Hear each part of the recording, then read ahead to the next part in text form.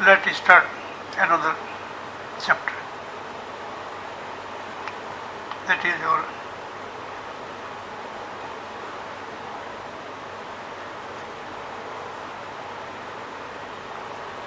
mass equation.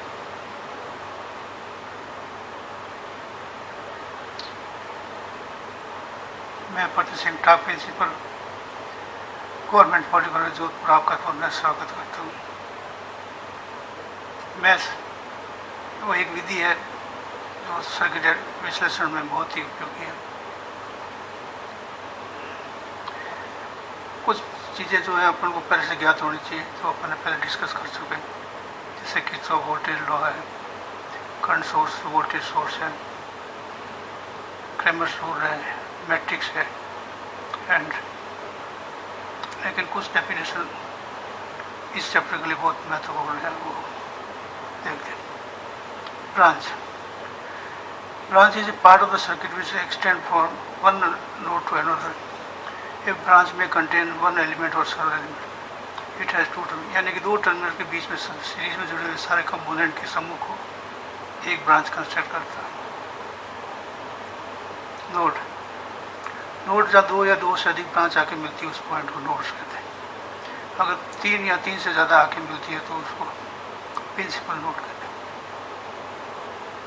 Node किसी वो point है जहाँ पर दो या दो से अधिक ब्रांचें जाकर मिलती है। अगर तीन या तीन से अधिक ब्रांचें जाकर मिलती है तो उस नोड को जनसंघ या प्रिंसिपल नोड कहते हैं। इस सर्किट में आपको मैं दिखा रहा हूँ कैसे ब्रांच और नोड फाइंड आउट करते हैं। नोड 1 लेवल, नोड 2 लेवल, इस तरह से चार नोड हो गया। फर्स्ट ब्रांच हो गई, सेकेंड ब्रांच हो गई, थर्ड हो गई। इस तरह से हर नोड्स के बीच में जुड़ी हुई कंपोनेंट के समूह को ब्रांच कहते हैं। इस तरह से इसमें 6 ब्रांचेज और 4 नोड्स। क्लोज पाथ वो बंद पाथ है जो एक जिस बिंदु से स्टार्ट होता है वो घूमता हुआ आकर उसी बिंदु में समाप्त होता है। इसके बीच में कहीं भी कितने भी नोड आए चाहे वो उसी एंड पे होना चाहिए। For example in this circuit it is a close path, it is also a close path.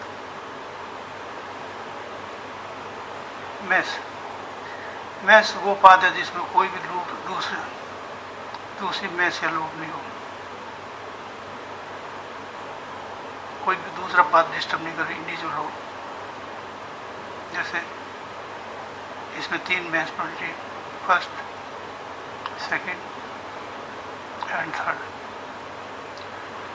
तो अपन इसी को डिसाइड, यही अपन का मेन टारगेट है कि how to identify the mesh and write the mesh equation. Loop वो पाथ है जिसमें 2 या 2 से अधिक मैश मिलकर बना हो, जैसे इसमें। Now this probably best of the circuit analysis method with basic process for solving the mesh current। इसमें अपन पहले लेबलिंग करते हैं mesh current की, फिर कॉलम मैट्रिक्स लिखते हैं V के लिए। V is the voltage of each loop, then write the matrix and entry R11 total resistance in the first loop, R12 total resistance in the nth loop, resistance is directly join loop J to K loop. So we write R into I equal to V, where V is the total battery voltage of loop 1 and then loop 2 and so on. I states the name of the loop current which we trying to find. So in this way, so method is first apply KVL for every loop mesh, find the equation by applying Kirchhoff voltage law. How many equations required that is decided by the branch and nodes connected in the branch in the paripath given.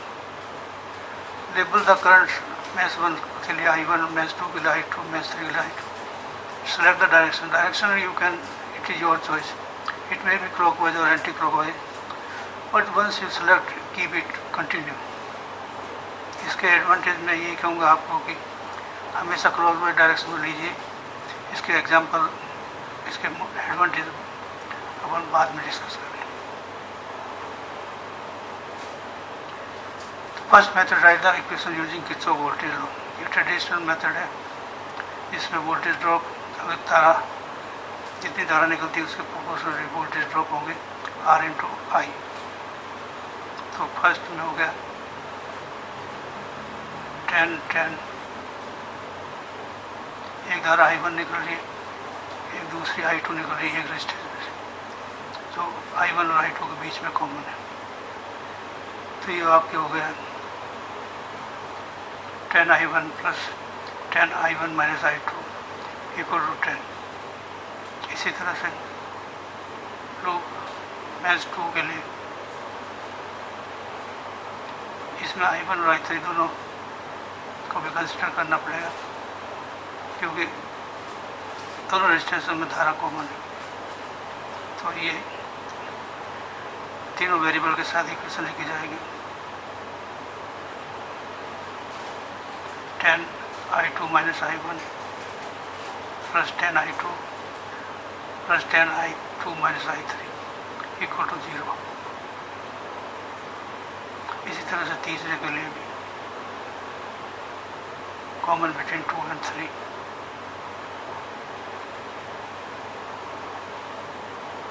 इस तरह से अपन तीन equation ज्ञात करते हैं। इन तीन equation को solve करके find out the value of I1, I2 and I3।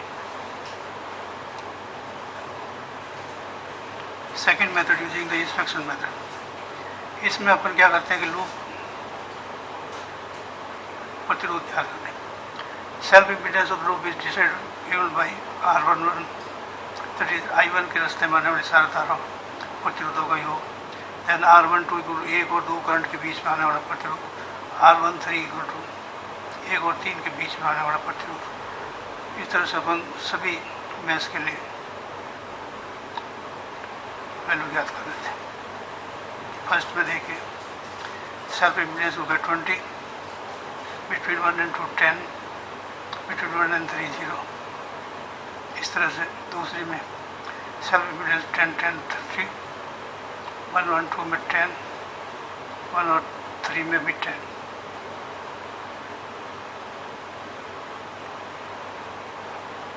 इस तरीके से हर एक मैच के लिए सेल्फ इम्पीडेंस और म्यूचुअल इम्पीडेंस ज्ञात कर लेते हैं। Then write in the matrix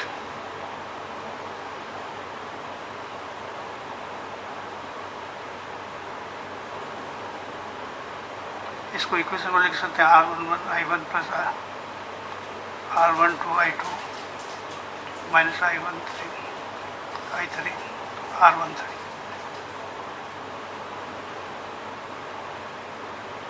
तो ये तीन equation easily we can find out.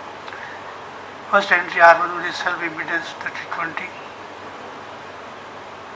R12 between common between 1 and 2 current, R13 between common 1 and 3, R12 equal to R21, that's दोनों सेम वैल्यू है। Self impedance R22, then R23 equal to R32, R13 equal to R31 and R33. So we can write the equation according to the first row. First row R11 I1 minus R12 I2 minus R13 I3। इसी तरह से next equation right the mesh equation for given problem. इसमें हो गया 4 और 2 6, R12 हो गया 2 equal to R12 equal to R21 और नेक्स्ट हो गया 3 R22।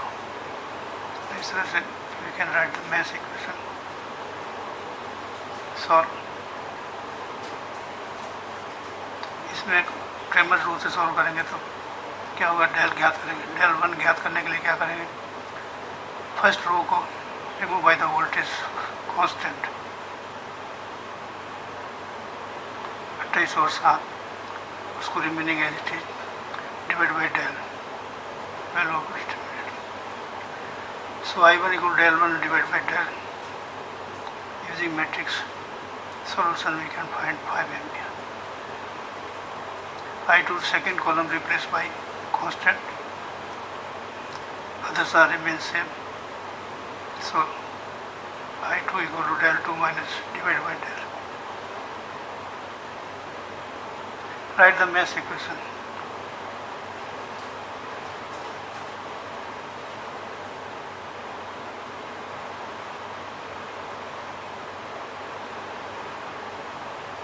mass equation सर्किट में ideal current source, ideal current source जुड़ा होगा तो अपन पहले भी मैंने एक बार कहा था कि अगर कोई भी लूप में करंट सोर्स जुड़ा हुआ है तो उसकी लूप की धारा वही होगी जो करंट सोर्स की होगी।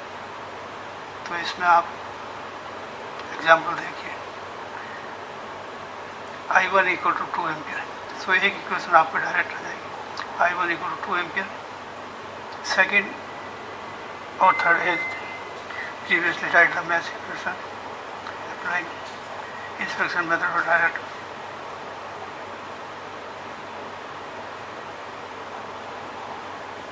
Next example of a super mesh. Super mesh में क्या होगा, अगर कोई भी सर्किट में दो लूप के बीच, दो मैश के बीच में करंट सोर्स जुड़ा हुआ है तो that is the case of super mesh. तो सबसे पहले अपन लेबलिंग करेंगे I1, I2, I3 की, देन सुपर मैश कंसिडर करेंगे, यानी कि उस ब्रांच को हटा देंगे जिसमें करंट सोर्स जुड़ा हुआ है। ये आपके सेकेंड फिगर में शो कर रहा है।